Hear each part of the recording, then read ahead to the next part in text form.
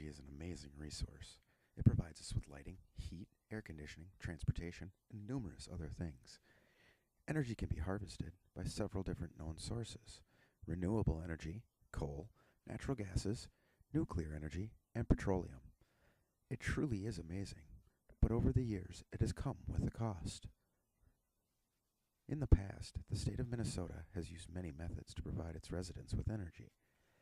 From 1960 to 2010, the top resources used to provide energy was petroleum, followed in suit by coal, and natural gases battling it out with one another. Looking at this graph, it would be reasonable for a person to say that energy use from a single resource isn't that much, but it all adds up to something bigger.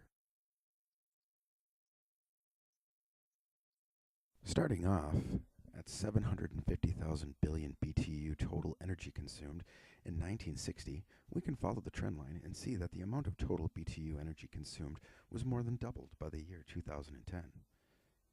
Sure, it's nice that we can take showers, watch television, and drive a car, but each thing we do that requires energy consumption comes with a cost: CO2 emissions. CO2 is a greenhouse gas that is believed to be a major contributor to global warming.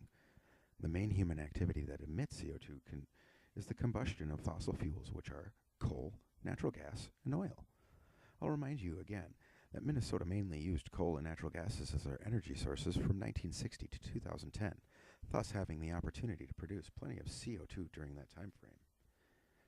Although 30 years of CO2 emission data is missing from the graph, we can see that Minnesota had a high emission rate of about 32 million metric tons of CO2 emissions in 1990.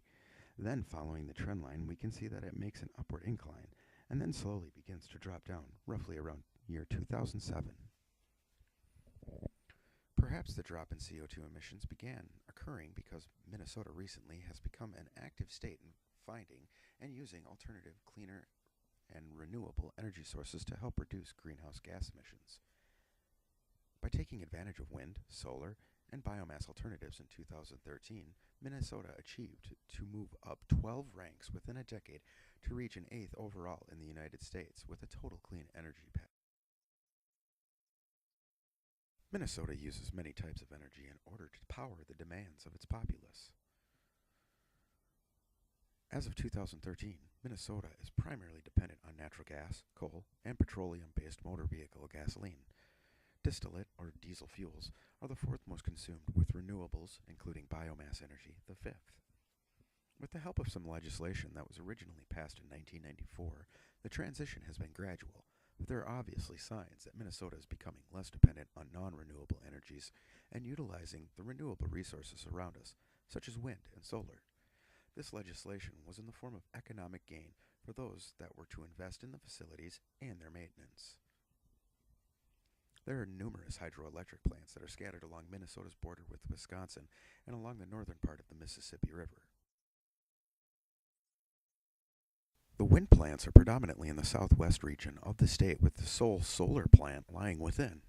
These plants generate a little more than 500 gigawatt hours per month, lagging drastically to coal, nuclear, and natural gas, as they produce 2,600, 1,250, and 1,000 gigawatt hours per month, respectively.